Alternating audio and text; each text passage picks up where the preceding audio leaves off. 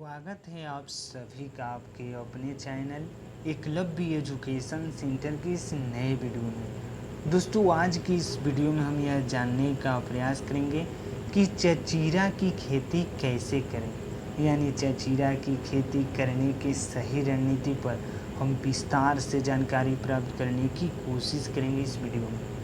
तो चलिए इस बेहद ही महत्वपूर्ण वीडियो की शुरुआत करते हैं। जैसा कि आप जानते हैं कि चचीरा एक ऐसी फसल है जिसकी खेती करके हम निश्चित तौर पर ज़्यादा से ज़्यादा लाभ प्राप्त करने में सफल हो सकते हैं।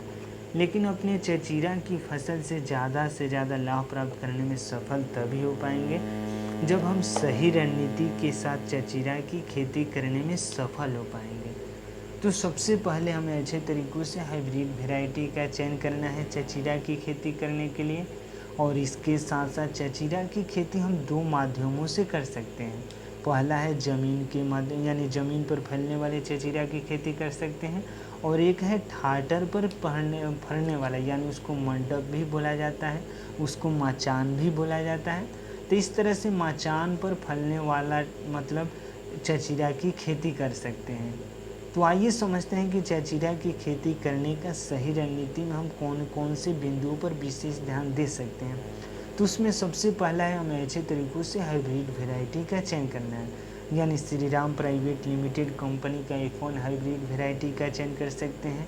VNR का F1 हाइब्रिड वैरायटी का चयन कर सकते हैं। अगर इनमें से किसी एक का चयन करके और चचीरा की फसल को उगाते हैं इस बरसात के मौसम में, तो निश्चित तौर पर आप अपने चचीरा की फसल से ज़्यादा लाभ प्राप्त करने में सफल हो सकते हैं। और इसके साथ साथ यह भी ध्यान में रखना होगा कि चचीरा की बुआई से पहले हमें अपने खेतों में सड़े हुए गोबर का खाद प्रयोग कर देना है, क्योंकि अगर सड़े हुए गोबर का खाद प्रयोग कर देते हैं तो उसमें लगभग सभी प्रकार के एलिमेंट पाए जाते हैं, यानी न्यूट्रिएंट पाए जाते हैं। और वह जो चचीरा का पौधा है वो अच्छे तरीक़ों से मिट्टी से अपने पोषक तत्वों को एब्जॉर्ब करने में सफल हो पाएगा।